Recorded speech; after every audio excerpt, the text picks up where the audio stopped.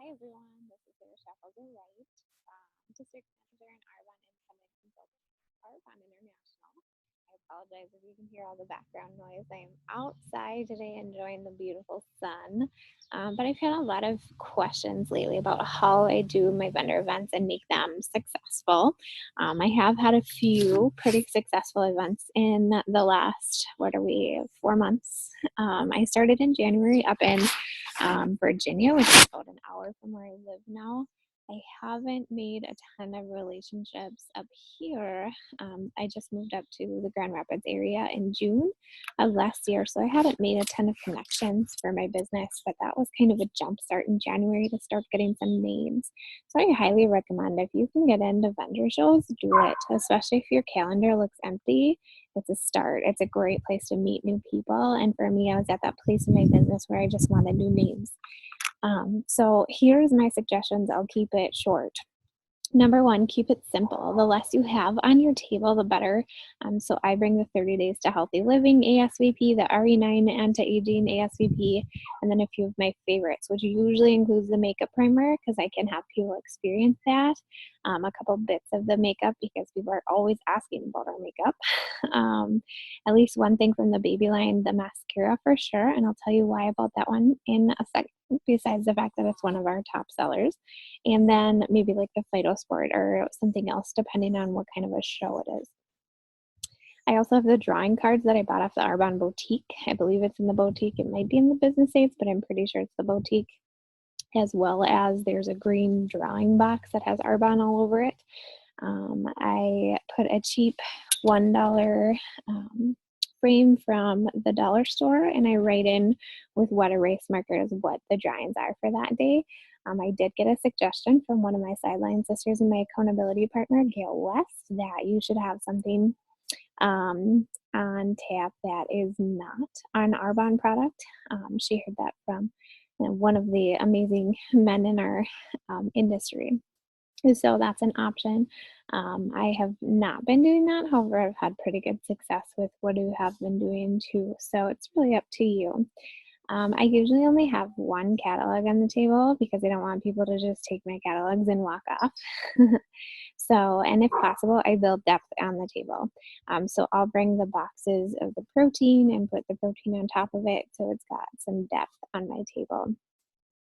How do I make the actual show successful is, first of all, I always have my order forms and my labeled samples and my catalogs easily accessible.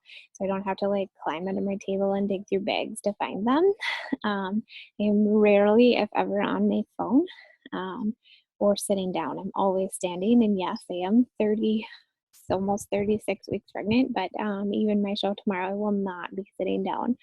I find that it's much more attractive to see people who are standing and trying to, be engaging and smiling, as opposed to the people who are sitting at their table staring down at their phone. So I talk to literally everyone that walks by my table and do so with a smile.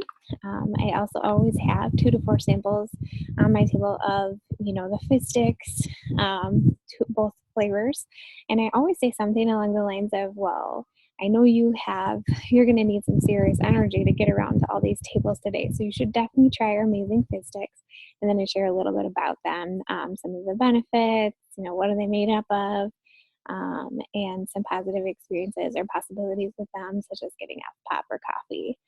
I sometimes also have shake samples available, but I also have those ready to go in my shaker cup so that I could just shake them up real quick and pour it. Otherwise, they kind of settle a little bit, and that's just kind of gross looking. Most importantly, though, I just ask questions. So before I even talk about Arbonne, unless people approach me first and ask what Arbonne is, I always just ask questions. And I start with a compliment, you guys. People who think they're just going to walk past my table, I usually will say something like, oh my gosh, I love your scarf, or your sweater is beautiful. That color looks beautiful on you. Or, oh, you guys are so cute. You look like you're just out and about today. How's it going? Things like that. And then I just keep the conversation going and going with questions. Oh, are you just out and about for the day? How awesome. What else do you do for fun? Are you from around here? Especially because some people come from pretty far to go to some of these vendor events, or they're just in town for the weekend. After I ask a bunch of questions, where do you work? How do you like that? How long have you been doing it? Eventually, I'll get to, well, have you heard of Arbonne before? And actually, my experience up north is a lot of people have. So I'll ask, tell me more about your experience. What have you tried? And just keep asking questions. Once we kind of see that the conversation is kind of dying down a little bit, I will say, well, I have kind of a fun and unique product experience here today. We are going to smell the It's a Long Story mascara. It is amazing. You guys are going to think I'm crazy for making you smell this mascara, but it is so amazing. So I have them smell it. I'll tell them it smells like lavender. They love this. Usually leads to more interest. You'll notice that their body language turns towards you a lot more. It's super exciting. So it's a very good way to have people remember your product experience is a little different than everyone else's. And then I'll say, well, make sure you enter the drawing. We've got lots of great stuff that we're giving away today. You should know by Tuesday and blah, blah, blah. And I'll invite them to like my page if they're on the spot kind of people where, like my Facebook page, I'm going to actually have the drawing there, which I haven't done yet, but I'm going to. But then you have to bring it to a close. And so, if I shared some samples with you, would you try them? The classic Eric Worre, If I Would You.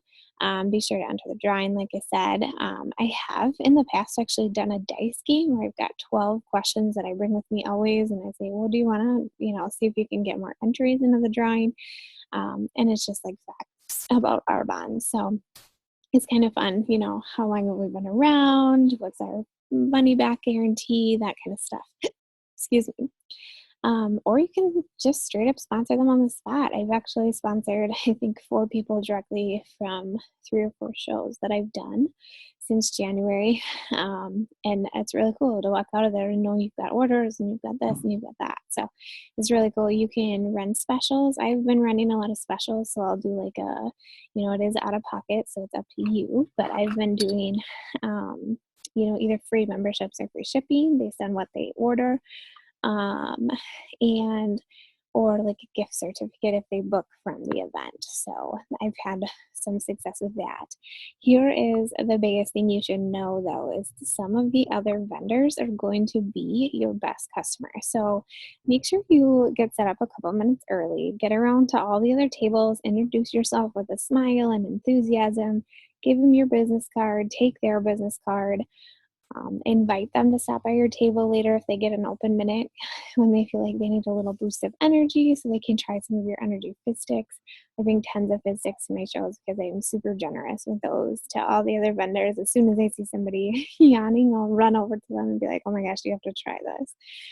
So a fizz stick cheers to all of you, and here's to a successful event.